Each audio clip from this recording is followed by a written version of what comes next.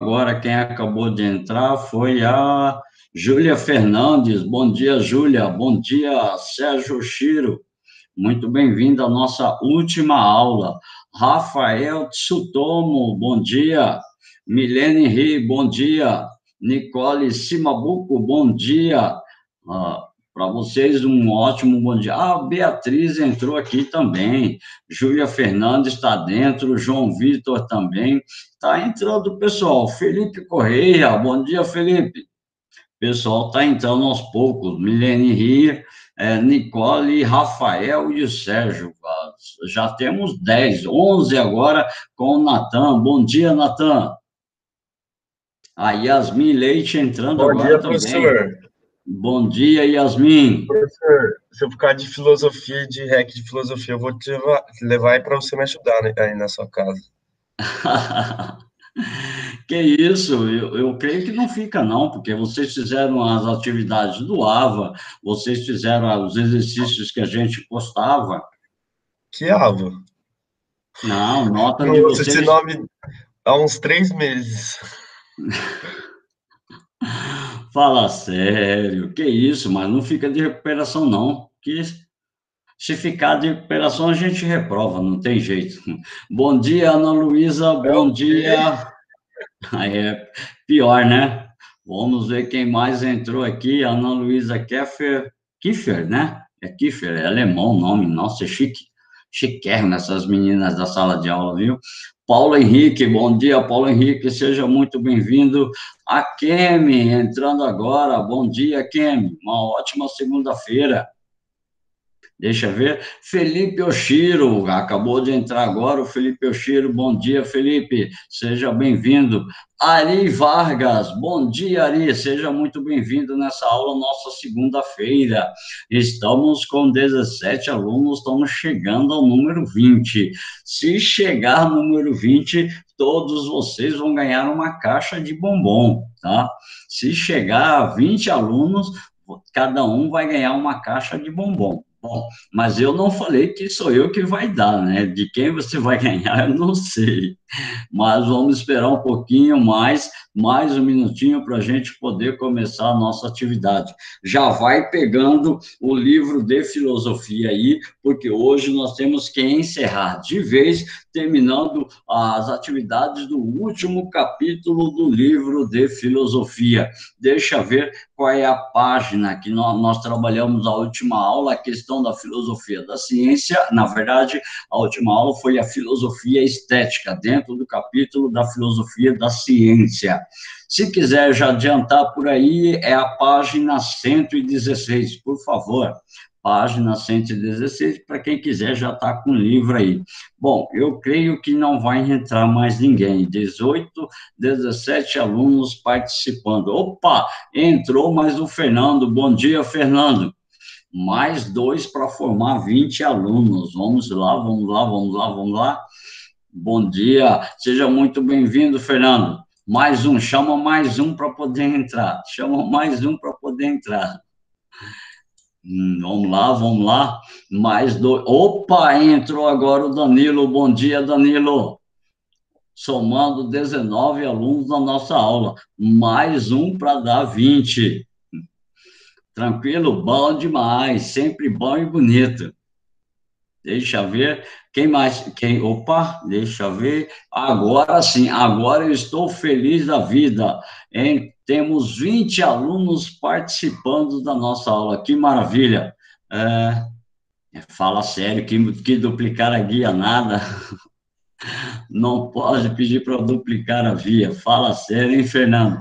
Desde cedo já está aprendendo a ser corrupto, cara? Que é isso? Que é isso? Estou de olho no senhor. Bom, temos um total de 20 alunos, vamos começar então. Opa, Danilo duplicou, né? É, não, deixa eu ver, deixa eu ver. Ué, entrou mais gente aí, deixa eu ver quem entrou. Foi o Danilo que duplicou, triplicou o nome dele, fala sério. Bom, deixando de lado a brincadeira, deixando de lado o oba-oba, vamos trabalhar. eu coloquei as questões, deixa eu ver, achei aqui, eu coloquei as questões no Word para poder visualizar, para ficar melhor. Mas vocês podem acompanhar pelo nosso livro de filosofia, é a página 116. Nós vamos começar com alguns exercícios, nós não vamos fazer todos os exercícios também, porque basicamente, nós temos que estabelecer um comentário acerca dos exercícios, das alternativas, para a gente poder chegar até a essência do conhecimento fundamental, certo? Então, a primeira parte do nosso exercício, ele vai falar um pouco da filosofia da ciência. O trecho acima é o de Karl Popper, tá ok? O Karl Popper, ele é o grande nome do pensamento da filosofia da ciência. Para Popper, o importante é poder estabelecer uma delimitação, ou seja, uma demarcação da área que é específica da ciência. Qual é? Opa, deixa passar o avião por aqui.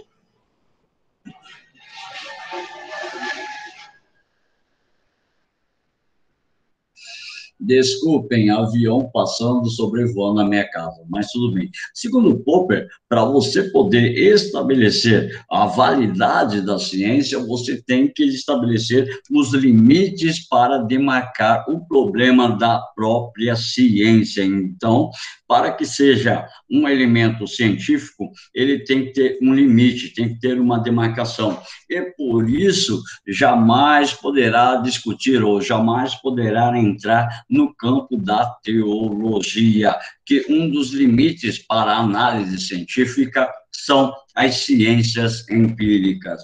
E eu não sei se você vai lembrar, mas nós vimos lá no decurso da nossa aula, durante o ano, nós vimos o pensamento de Immanuel Kant, tá ok? Segundo Kant, nós temos, assim, um pensamento centrado no criticismo. Não vou defender nem o racionalismo e não vou defender nem o empirismo. Eu preciso de ambos para poder formular o conhecimento. Por isso, a ciência, ela é racional e empírica, porque a razão tem elementos que podem contribuir com a formulação do conhecimento e a experiência sensível também tem contribuições básicas para a formulação do conhecimento. Se eu pergunto para vocês o que é experiência sensível, você tem que saber claramente que experiência sensível são todas as experiências que são feitas a partir dos 5 sentidos. Então, tato, olfato, visão, audição e paladar. Aí o texto, vamos para o texto que diz assim: denomina o problema da demarcação o problema de estabelecer um critério que nos habilite a distinguir entre as ciências empíricas de uma parte e a matemática e a lógica, bem como os sistemas metafísicos de outra. Por favor, eu estou no exercício número 1. No livro de vocês é a página 116. São os exercícios desenvolvendo habilidades. Por favor, exercício 1, desenvolvendo habilidades, tá? Página 116. Então, essa é a ideia de Popper. De um lado, o conhecimento empírico. Do outro lado, a matemática, a lógica dentro do sistema racional e o sistema metafísico. E esse problema foi abordado por David Hume. Para você que não lembra quem é David Hume, é um elemento fundamental do empirismo britânico. Professor, me socorre, o que é o empirismo? Empirismo é a doutrina filosófica que deposita plena confiança na experiência sensorial, ou seja, o conhecimento só se forma a partir da minha experiência sensível. Traduzindo, eu só conheço o mundo através da minha experiência por meio dos 5 sentidos: tato, olfato, visão, audição e paladar, certo? Aí diz ainda assim, tá? Foi abordado por Hume que tentou resolver o problema do empirismo com a parte da matemática, da lógica e da razão, mas foi só Kant que pôs um ponto final nesse problema. Então, com Kant, tornou-se o problema central da teoria do conhecimento. Então, para Immanuel Kant, o problema do conhecimento está ligado diretamente ao problema da demarcação da ciência. Quais são os limites fundamentais para poder estabelecer o elemento da ciência? Diz assim, com base no texto e nos seus conhecimentos sobre Popper, assinale a alternativa correta. Letra A. Os enunciados metafísicos, ou seja, os problemas da metafísica, devem ser eliminados do discurso científico por serem destituídos de conteúdo cognitivo. Não, ele não deve ser eliminado do discurso científico. Ele não deve ser analisado, mas ele pode ser um elemento que faça parte da discussão metafísica, como da ciência, como, por exemplo, respeito à vida. A vida é uma condição metafísica. Agora, a existência dela, a ciência pode analisar, a ciência pode investigar. Então, joga fora a letra A. Letra B. O problema da demarcação encontra solução na lógica indutiva. Também não, porque o problema da demarcação não está na lógica. O problema da demarcação está na própria ciência, em que a ciência vai reconhecer os seus limites para poder agir. Então, também não pode ser a letra B. Letra E. O problema da demarcação, assim como o problema da indução, não tem solução racional. Claro que tem. Então, como que eu não posso demarcar a área da ciência? Então, estabelecendo um elemento limite para a ação da ciência, eu posso constituir os elementos centrados na chamada demarcação. Então, joga fora. Eu posso, sim, estabelecer uma solução racional para o problema da demarcação, instituindo os limites da própria ação científica. Letra D. A metafísica deve ser eliminada por não constituir um problema cientificamente relevante, tá? A metafísica, ela não que deve ser eliminada, ela faz presente de um problema científico relevante, só que sobrou a letra E. Olha o que diz a letra E. Os enunciados ou problemas metafísicos não fazem parte do discurso científico por não serem passíveis de falseamento, ou seja, eu não posso estabelecer, deixa eu marcar aqui, tá? Esse falseamento.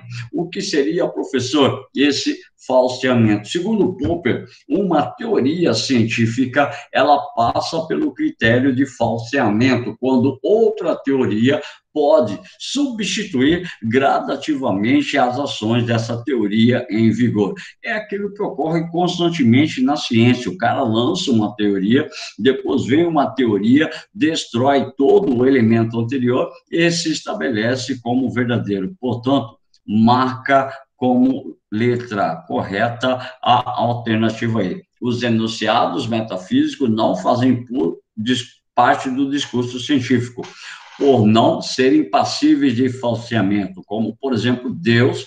Como é que você vai falsear a existência de Deus? Como é que você vai estabelecer a essência da negatividade de Deus? Liberdade. Como é que você vai falar que o preceito de liberdade é uma ideia falsa, que não existe propriamente liberdade? Portanto, essas são as concepções centradas nessas ideias acerca da formulação do conhecimento do homem, ou da ciência em relação ao conhecimento do homem, certo? Então, exercício 1, resposta letra E. O exercício 2, vai falar a respeito da filosofia estética, da questão do belo, da questão da imitação. E nós falamos na última aula a perspectiva de Platão e mostramos também a perspectiva de Aristóteles acerca do belo, acerca da imitação. Segundo Platão, tá? Vamos no texto primeiro. Segundo Platão, a arte de imitar está bem longe da verdade e se executa tudo, ao que parece, é pelo fato de atingir apenas uma pequena porção de cada coisa, que não passa de uma aparição. O que ele quer dizer com isso? Eu preciso que vocês lembrem da aula de Platão lá no primeiro ano do ensino médio, que Platão ele fala da existência do mundo inteligível e da existência do mundo sensível. Segundo Platão, as formas perfeitas e imutáveis estão no mundo inteligível, ou seja, estão num plano superior. Então, é a imagem ideal. Tá?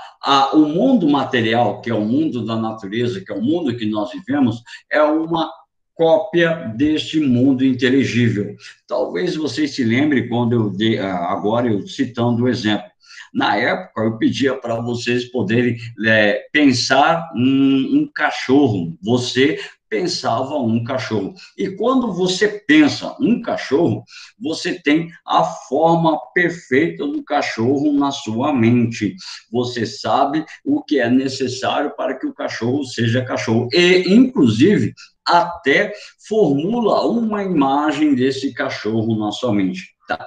Aí eu perguntava para vocês, que tipo de cachorro você pensou? Tem gente que falava, um pastor alemão, um Doberman, um Rottweiler, um Pinscher, um Poodle, um Chihuahua, e falava diversas raças, ou seja, o mundo material é uma cópia imperfeita do mundo inteligível, porque você tem a forma perfeita na sua mente. O mundo material vai te dar um monte de outras imagens de cães, um monte de outras imagens de cachorros, que vai fazer muitas vezes você chegar a uma certa dúvida. Então, para Platão, a cópia ou a imagem, a mimesis, tá ok? A questão é a mimesis, tá?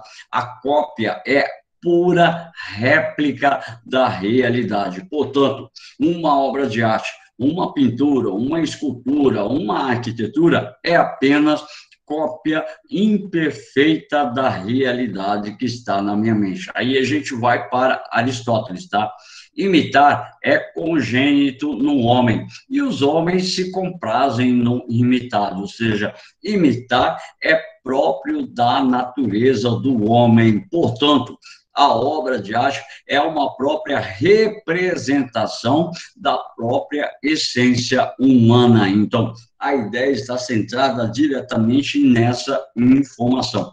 Para Platão, a cópia, a pintura, a obra de arte, é uma cópia imperfeita da realidade. Para Aristóteles, a cópia, a obra de arte é própria do ser humano, está inserida no ser humano essa capacidade de formular uma cópia, de formular uma visão acerca da reprodutibilidade da própria natureza e da própria essência do homem. Com base nos textos, nos seus conhecimentos sobre a estética e a questão da mimesis, vamos colocar aqui, tá? A questão da mimesis seria a cópia, tá? Cópia ou reprodução, tá ok? A gente coloca aqui esse elemento para ficar mais claro. Então, cópia ou a reprodução, a ação do sujeito sobre a sua concepção máxima sobre a sua natureza, certo? Portanto, essa ideia está centrada. Então, com base nos textos, nos conhecimentos sobre a estética e a questão da mimesis, ou seja, a cópia ou a reprodução artística em Platão e Aristóteles. Assinale o que for correto. Letra A. Para Platão, a obra do artista é cópia das coisas fenomênicas, certo? Um exemplo particular e, por isso, algo inadequado e inferior, tanto em relação aos objetos representados, quanto às ideias universais que se propõem, ou que os pressupõem. Então, é justamente isso que a gente acabava de falar para Platão. Então, aqui eu tenho um objeto. Ao copiar esse objeto, eu estou reproduzindo uma ideia que está presente, porque eu já tenho a ideia desse objeto, mas ao reproduzir, eu estou estabelecendo uma cópia das coisas fenomênicas, ou seja, o fenômeno garrafa, eu estou copiando uma, por isso não é uma garrafa perfeita, é inferior, tá ok? A ideia não seria universal para a formulação deste elemento, então pode ser que seja a letra A. Vamos marcar aqui e a gente continua na abordagem. B. Para Platão, obras produzidas pelos poetas, pintores, escultores representam perfeitamente a verdade. Marca como incorreta essa questão. A gente nem precisa continuar, porque a própria alternativa A fala que são cópia das coisas fenomênicas, por isso é inferior, é inadequado, por isso é apenas uma cópia imperfeita e não perfeita. Então, joga fora a letra B. Letra C. Na compreensão de Aristóteles, a arte se restringe à reprodução dos objetos existentes. Então, não se restringe, tá? A arte não se restringe à reprodução dos objetos. Eu posso criar uma arte, eu posso criar uma estrutura arquitetônica, eu posso criar uma poesia. Os que tiverem o poder de invenção do real e impossibilita a função caricatural e que a arte poderia assumir ao apresentar os modelos de maneira distorcida. Então, joga fora a letra C também. Não se restringe, ela amplia a questão da reprodução dos objetos existentes. Então, não. Letra D.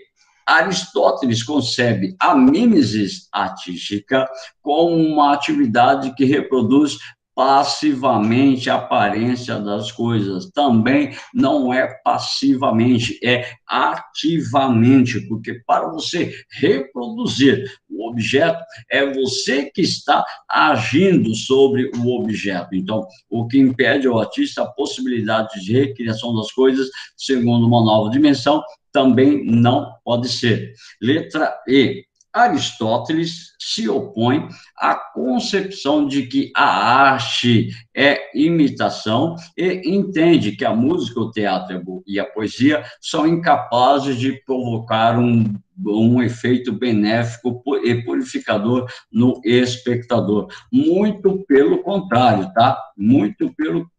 Opa, errei aqui, peraí.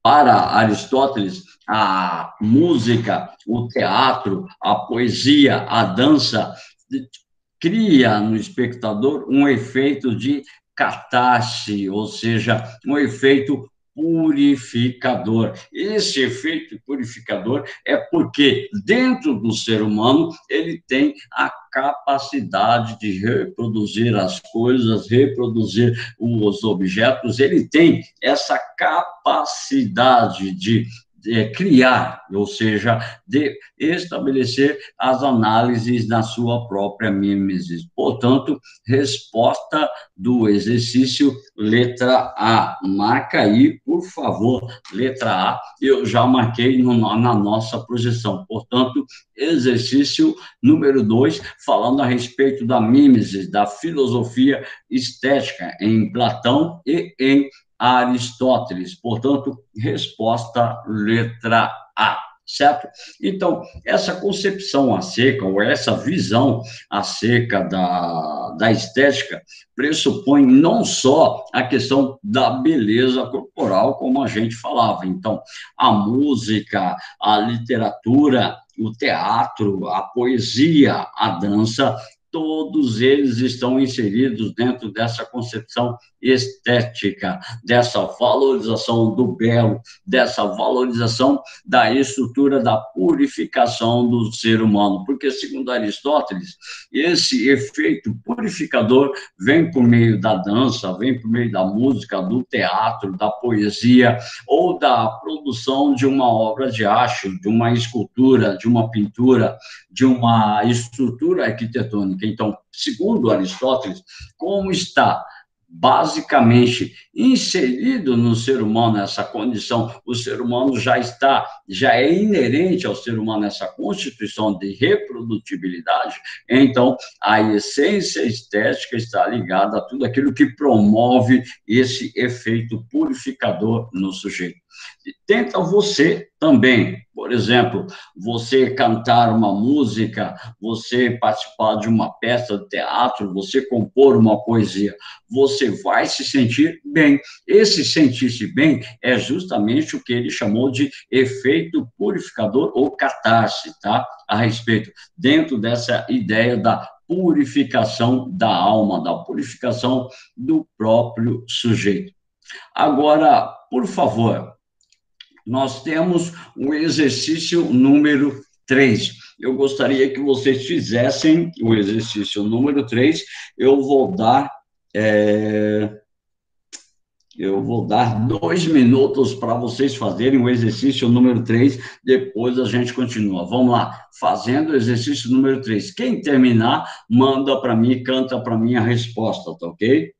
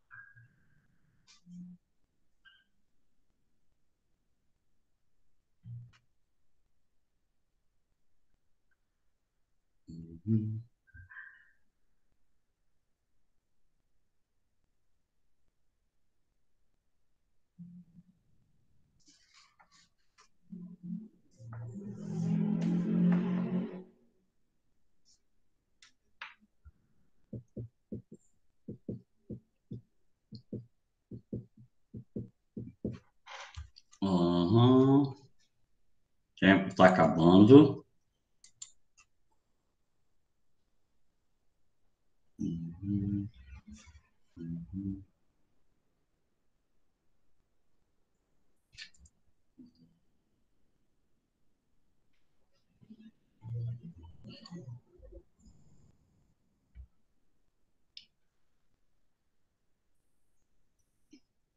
Vamos lá.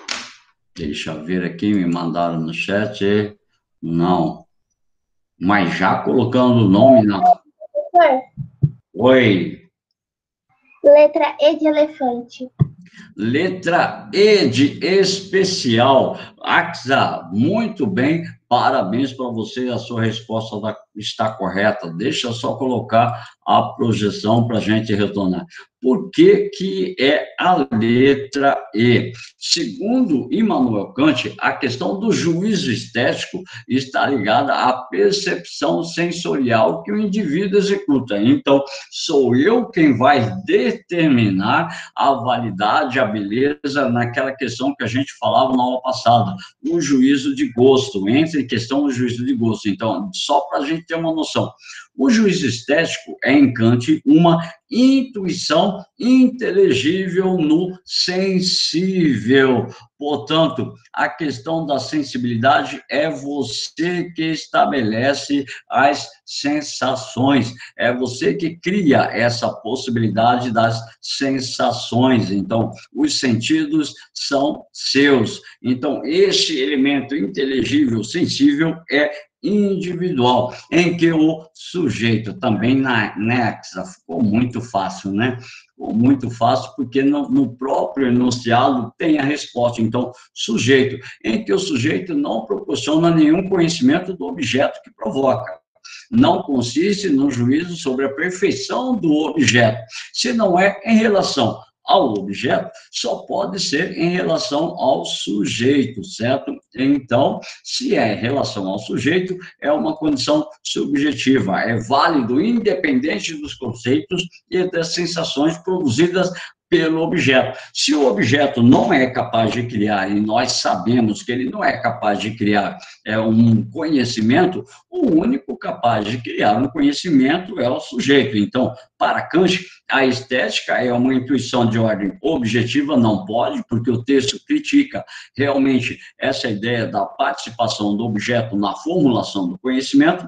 Cognitiva poderia até ser se fosse dentro da formulação do conhecimento, mas a questão é o juízo estético. A minha percepção, ela é subjetiva e cognitiva, aí não pode ser. Subjetiva, tudo bem, cognitiva, não. Subjetiva e objetiva. Subjetiva, sim, objetiva, não. Portanto, sobrou a letra E, tá ok? Ela é de ordem subjetiva. Então, é aí que nasce, basicamente, os elementos para poder instituir a visão de que o gosto, ele é subjetivo. Então, as escolhas que você faz através do uso dos seus sentidos são elementos de caráter subjetivo. Portanto, é você, outra pessoa, outro indivíduo, outro sujeito, pode falar, nossa, que coisa linda, que coisa maravilhosa, que coisa bonita. E você, através do uso das suas percepções, ter uma análise diferente sobre aquela percepção. Então, é sempre subjetivo. Se cai na prova, por exemplo, do passe, a questão estética em Kant, você já vai tranquilo na questão da subjetividade. É uma relação ligada à capacidade individual de cada sujeito. Portanto, parabéns, Axia, linda e maravilhosa, exatamente a resposta letra E. O exercício número 4 da Universidade Estadual de São Paulo, a Unesp. Eu não sei se vocês vão para a Unesp, mas cobra muito Kant lá, tá? A Unesp, a FUVEST, comumente eles gostam de cobrar no vestibular questões a respeito da filosofia contemporânea. E Immanuel Kant é um dos indivíduos que mais é cobrado dentro desse contexto da filosofia contemporânea, na Unesp e também na FUVEST, tá ok? A fonte do conceito de autonomia da arte é o pensamento estético de Kant, ou seja, a arte, ela deve ser autônoma, ela se desenvolve a partir da criação humana. A partir do momento que ela foi criada, ela desenvolve todo o significado autônomo. Praticamente tudo que fazemos na vida é oposto da apreciação estética, pois praticamente tudo que fazemos serve para alguma coisa. E a arte serve para quê? Certo? Ainda que apenas para satisfazer um desejo, enquanto objeto de apreciação estética. Uma coisa não obedece essa razão instrumental. Enquanto tal, ela não serve para nada, ela vale por si. Ou seja, se eu pegar um quadro, se eu pegar uma estátua, para que serve o quadro? Para que serve a estátua, hein? Segundo o texto, ela não serve para nada, ela tem um valor em si. Se eu, ser humano, se eu, sujeito, não perceber o valor que tem, então não terá significado nenhum para mim. É por isso que muitas pessoas não sabem apreciar as famosas obras de artes clássicas, ok? As hierarquias que entram em jogo nas coisas obedecem à razão instrumental. Isto é, nas coisas de que nos servimos, não entram em jogo. Errei, perdão. deixa eu voltar. As hierarquias que entram em jogo nas coisas não obedecem à razão instrumental. Isto é, as coisas que nos servimos não entram em jogo nas obras de arte tomadas enquanto tais. Sendo assim, a luta contra a autonomia da arte tem, por fim, submeter também a arte à razão instrumental. Isto é, tem o fim de recusar também a arte, a dimensão em virtude da qual, sem servir para nada, ela vale por si mesma. Trata-se, em suma, da luta pelo empobrecimento do mundo. Qual é a essência desse texto? Em sociologia, vocês estudaram a escola de Frankfurt, e na escola de Frankfurt eu fiz um comentário bem rápido sobre Walter Benjamin.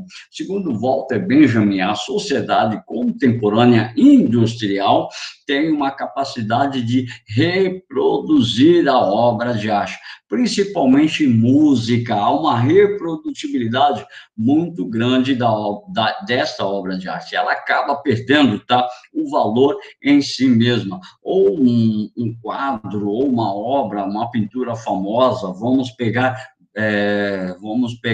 a Última Ceia, de Leonardo da Vinci. Se você pegar a Última Ceia, o quadro original é caríssimo, caríssimo, caríssimo, mas existem cópias do quadro pelo mundo afora, existem impressões do quadro pelo mundo afora que você pode pegar na perspectiva de compartilhar uma obra de arte.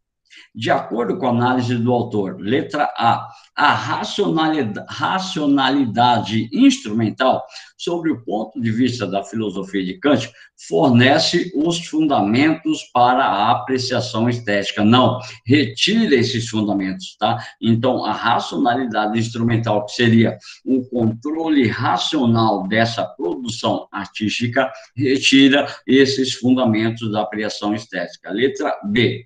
O mundo empobrecido seria aquele em que ocorre o esvaziamento do campo estético de suas qualidades intrínsecas. Então, no final do nosso texto, ele vai falar justamente dessa ideia do esvaziamento do mundo. Então, pode ser que seja correta a letra B. Vamos marcar aqui e já já a gente volta para completar para ver se está certo. Letra C. A transformação da arte em um espetáculo da indústria cultural é um critério adequado para a avaliação da sua condição autônoma. Não. Então, a transformação em espetáculo da indústria cultural seria assim, você pegar uma obra de arte e transformar essa obra de arte em mercadoria, como eu dei o exemplo da Última Ceia de Leonardo da Vinci, pegar, reproduzir várias e várias cópias com um único objetivo, que é obter o lucro, também não serve. Letra D. O critério mais adequado para a apreciação estética consiste em sua validação pelo gosto médio do público consumidor. Também não. Aqui vai falar desse gosto médio, vai falar também dessa ideia da indústria cultural que vai padronizar o gosto da população. Portanto, não tem um gosto médio. Para Immanuel Kant, a questão estética, ela é subjetiva, então não tem nada que equipare-se a um padrão médio de consumo e tudo mais. Letra E. A autonomia dos diversos tipos de obra de arte está prioritariamente subordinada à valorização como produto do mercado. Também não, porque essa ideia corresponde, mais uma vez, aos preceitos da indústria cultural. Portanto, a alternativa correta, vamos marcar a letra B. O mundo empobrecido seria aquele em que ocorre o esvaziamento do campo estético de suas qualidades intrínsecas. Então, segundo o nosso gabarito, a resposta correta, letra B. Eu digitei pensando em enviar para vocês, só que eu lembrei que vocês poderiam acompanhar com o livro-texto, menos papel para você poder dominar, certo? Aí nós temos os complementares. Eu selecionei 2 complementares para a gente poder fazer, o exercício 3 e o exercício 4. Talvez dê tempo só da gente fazer mais um. Deixa eu perguntar, nossa aula vai até às 10h35, é isso? Isso mesmo, professor. Ah, tá. É porque eu estou controlando o tempo aqui para eu não passar, para não prejudicar a aula do próximo professor. Mas eu vou até 10h35, dá para a gente fazer provavelmente os 2 exercícios. Vamos lá. A globalização pode ser descrita como um processo de difusão de ideias e valores, de formas de produção e de trocas comerciais que atravessam e rompem as fronteiras nacionais. Então, por que isso aí está entrando no nosso texto a respeito do processo de filosofia da ciência e da filosofia estética? Porque os padrões estéticos, os padrões científicos hoje também funcionam de maneira global, portanto, tem influências em diversas regiões. Uma música lá do Japão pode fazer sucesso em qualquer canto do mundo. Então, uma música produzida aqui no Brasil também tem essa repercussão de caráter internacional. Diz assim: as opções abaixo apresentam exemplos dessa teia global, tanto da cultura, tanto quanto a ciência, a economia e tudo mais. A exceção. Então, nós queremos a alternativa incorreta. Então, letra A: intensa velocidade de programação de ideias e instantaneidade na transmissão dos acontecimentos mundiais, está certo. Mas nós não queremos a certa, portanto, joga fora. Letra B: da ampliação de fluxos de bens e informações que circulam e interagem em escala mundial. Também está certa, joga fora, a gente quer a errada. Letra C: da retração do espaço territorial do Estado-nação e do alargamento das ações das grandes corporações. Está certo, aumentam as corporações e o Estado-nação, ele diminui em relação a essa produção internacional. Um exemplo seria a própria figura do Brasil, que é um Estado-nação, mas tem a sua economia, a sua política determinada por condições externas, como a União Europeia, como os Estados Unidos, como o BRICS e como outros acordos que ele tem. Letra D: da simetria dos circuitos da mídia e da informação eletrônica com recíproca fertilização cultural. Não é, porque ainda tem elementos, ainda tem indivíduos que não compartilham dessas tecnologias. Então, simetria quer dizer que é exata para toda a população do mundo. Então, não.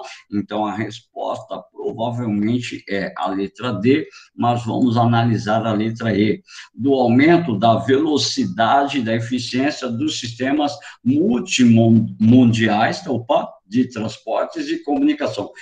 Realmente isso acontece.